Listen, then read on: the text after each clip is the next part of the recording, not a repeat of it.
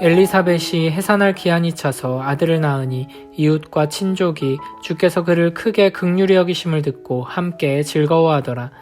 8일이 되매 아이를 할례하러 와서 그 아버지의 이름을 따라 사가랴라 하고자 하더니 그 어머니가 대답하여 이르되 아니라 요한이라 할 것이라 하매 그들이 이르되 내 친족 중에 이 이름으로 이름한 이가 없다 하고 그의 아버지께 몸짓하여 무엇으로 이름을 지으려 하는가 물으니 그가 서판을 달라 하여 그 이름을 요한이라 쓰매 다 놀랍게 여기더라.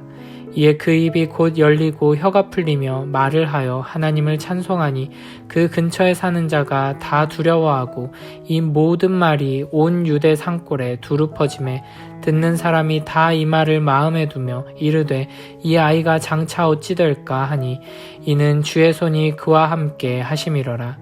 그 부친 사가랴가 성령의 충만함을 받아 예언하여 이르되 찬송하리로다 주 이스라엘의 하나님이여 그 백성을 돌보사 속량하시며 우리를 위하여 구원의 뿔을 그 종 다윗의 집에 일으키셨으니 이것은 주께서 예로부터 거룩한 선지자의 입으로 말씀하신 바와 같이 우리 원수에게서 우리를 미워하는 모든 자의 손에서 구원하시는 일이라. 우리 조상을 긍휼히 여기시며 그 거룩한 언약을 기억하셨으니 곧 우리 조상 아브라함에게 하신 맹세라. 우리가 원수의 손에서 건지심을 받고 종신토록 주의 앞에서 성결과 의로 두려움이 없이 섬기게 하리라 하셨도다. 이 아이여 내가 지극히 높으신 이의 선지자라 일컬음을 받고 주 앞에 앞서가서 그 길을 준비하여 주의 백성에게 그 죄사함으로 말미암는 구원을 알게 하리니 이는 우리 하나님의 긍휼로 인함이라. 이로써 돋는 해가 위로부터 우리에게 임하여 어둠과 죽음의 그늘에 앉은 자에게 비치고 우리 발을 평강의 길로 인도하시리로다 하니라.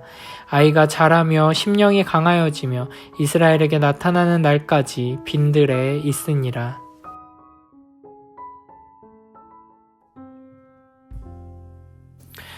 드디어 엘리사벳이 해산할 기한이 차서 아들을 낳게 됩니다. 나이가 차도록 아이가 생기지 않았던 사가랴와 엘리사벳에게 하나님께서 긍휼을 베풀어 주셔서 잉태하게 되고 이제 10달이 지나 건강하게 아들을 출산하게 되었으니 모든 가족들과 친척들 그리고 이웃들에게도 기쁜 소식이었습니다. 그러나 이스라엘 사람들에게 이 사건은 단순히 기쁜 사건 이상의 의미를 지니고 있었습니다. 불임의 어머니로부터 하나님의 놀라운 은혜로 말미암아 생명이 탄생하는 사건은 구약의 족장들과 삼손과 사무엘 등의 이야기를 떠올리게 했습니다. 그래서 이스라엘 백성들은 이 아이의 출생을 매우 특별한 일, 의미심장한 일로 받아들이며 주목했습니다. 구약의 하나님, 조상들의 여호와 하나님께서 이제 기나긴 침묵을 깨시고 우리에게 오셔서 역사하기 시작하신 것이 아닌가 하는 기대를 가지고 바라보게 된 것입니다. 아이가 난 지 8일이 지난 후에 할례하러 와서 이름을 지으려고 했습니다. 당시에는 아이의 이름을 주로 아버지나 할아버지의 이름을 따라 정하거나 조상의 이름을 따라 정했습니다. 그래서 친척들은 아버지의 이름을 따라 사가랴라고 하자고 말합니다. 그러나 엘리사벳은 요한이라 해야 한다고 말합니다. 그러나 사가랴 집안에는 요한이라는 이름을 쓰는 사람이 없었습니다. 그래서 많은 사람들이 이상하게 생각했습니다. 사람들이 아이의 아버지 사가랴에게 아이의 이름을 무엇으로 지을 것인지 물어보자 성소에서 제사장의 직무를 수행하고 나온 뒤로 말을 못하게 되었던 사가랴는 글씨로 요한이라고 씁니다. 이에 모든 사람들이 놀랍게 여겼습니다.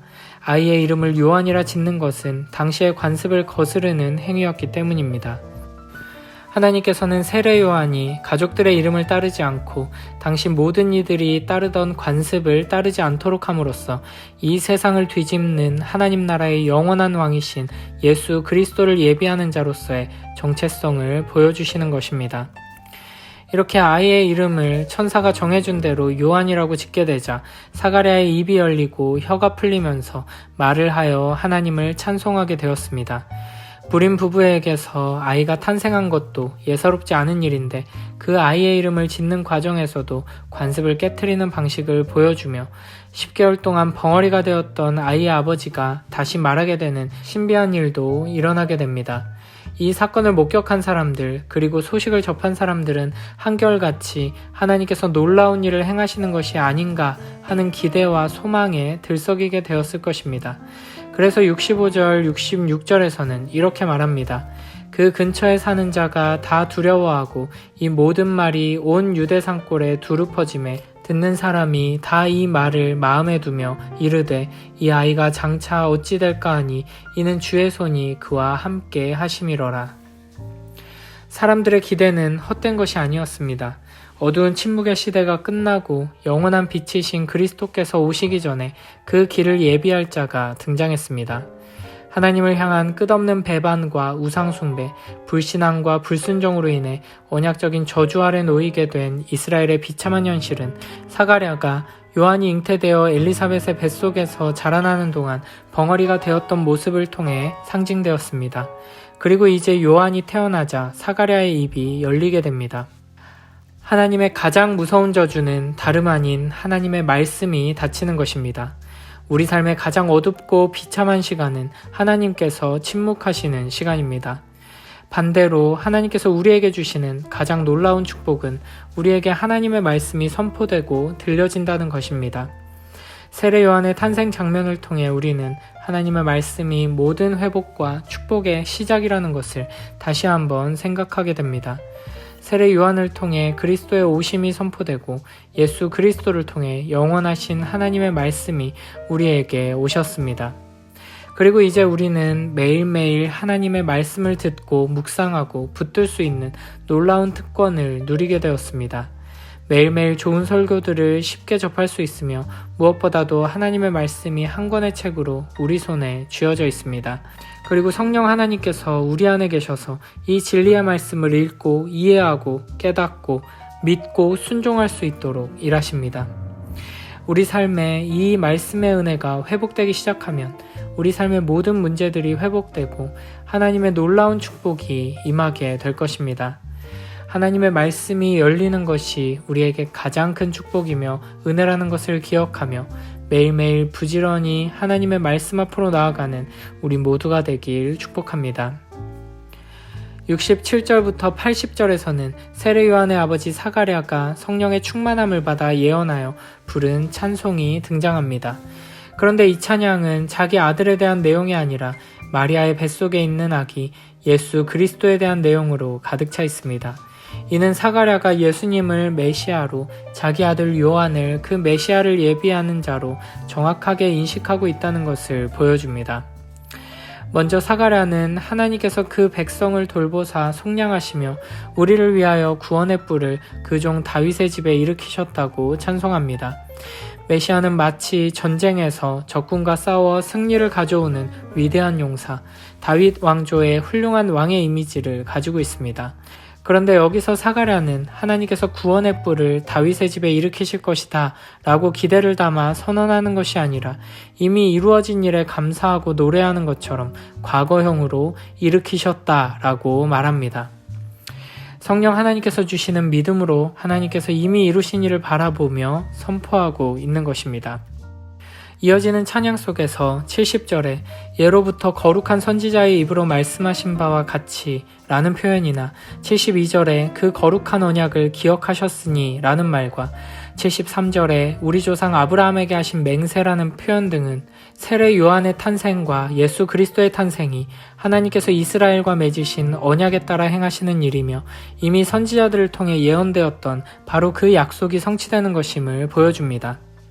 74, 75절에서는 예수 그리스도를 통해 우리가 원수의 손에서 건지심을 받고 영원토록 주 앞에서 성결과 의로 두려움 없이 섬기게 될 것이라고 노래합니다. 아직 예수님께서 나신 것도 아니고 그분을 예비할 선지자가 이제 막 작은 아기로 태어났을 뿐임에도 사가랴는 성령 충만함을 입어 오실 그리스도께서 이루실 구원의 영광을 바라보며 찬양하고 있는 것입니다.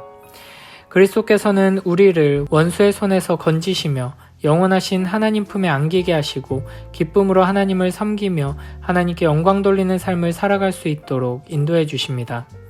비록 지금 우리의 삶의 현실 속에서 이와 같은 예수 그리스도의 구원의 일하심이 잘 보이지 않더라도 성령 하나님의 도우심을 구하며 믿음으로 바라본다면 놀라운 일하심을 볼 수 있고 누릴 수 있습니다. 작은 아기 요한을 보며 믿음의 눈으로 그리스도의 구원을 노래한 사가랴와 같이 믿음의 눈으로 지금도 우리와 함께 하시는 그리스도의 일하심과 은혜를 바라보며 감사와 찬양으로 나아가는 우리 모두가 되길 축복합니다. 76절부터 79절에서는 세례 요한에 대해 노래합니다. 하나님께서는 이 아기를 지극히 높으신 이의 선지자로 세우셔서 주 앞에서 앞서가서 그 길을 준비하는 자로 삼으십니다. 사실 이 일은 구약의 모든 선지자들이 했던 일입니다. 그러나 구약의 선지자들이 장차 오실 그리스도를 예비하며 소개하는 역할을 감당했다면 세례 요한은 오신 그리스도를 예비하며 직접 소개하는 역할을 감당하는 것입니다. 세례 요한은 그 길을 준비하며 주의 백성에게 그 죄사함으로 말미암는 구원을 알게 하는 사명을 받았습니다. 그리고 하나님께서는 우리에게도 이와 같은 사명을 주십니다. 오늘 우리에게 주어진 삶 속에서 주님 다시 오실 길을 예비하며 세상의 그 죄사함으로 말미암는 구원을 알게 해야 하는 것입니다. 하나님께서는 우리의 평범한 하루하루의 삶을 통해 하나님의 놀라운 사랑과 예수 그리스도의 구원의 은혜를 선포하며 전하기 원하십니다. 세례 요한을 기억하며 하나님께서 우리에게 주신 사명을 다시 한번 돌아보는 우리 모두가 되길 바랍니다. 자신을 드러내며 높이는 삶이 아니라 오직 하나님의 영광을 드러내며 예수 그리스도의 거룩하신 이름을 높이는 성령 충만한 삶으로 나아가는 우리 모두가 되길 축복합니다. 세례 요한은 이와 같은 사명을 감당하기 위해 준비하는 시간이 필요했습니다. 사명을 가진 아이로 태어났지만 태어나자마자 그 사명을 감당한 것이 아니라 어린 아기에서부터 성인이 될 때까지 자라는 시간이 필요했고 심령이 강해지는 시간이 필요했습니다. 그리고 그는 빈들에서 있었습니다. 사가랴가 이 놀라운 예언적 찬송을 선포하기까지 10달의 침묵이 필요했던 것처럼 세례 요한은 예수 그리스도를 예비하는 말씀을 외치기까지 수십 년의 준비 시간이 필요했습니다. 우리도 하나님의 영광을 드러내는 복된 삶으로 나아가기 위해 사명을 감당하는 거룩한 삶으로 나아가기 위해 사명을 감당하는 거룩한 삶으로 나아가기 위해 준비하는 시간이 필요합니다. 하나님의 말씀 안에서 자라며 믿음으로 심령이 강해지는 데는 많은 훈련과 연단이 필요하고 오랜 인내의 시간이 필요합니다. 하나님께서 우리를 사용하시는 그날이 오기까지 묵묵히 인내하고 기다리며 하나님의 말씀을 굳게 붙들고 계속해서 자라나는 우리 모두가 되길 축복합니다.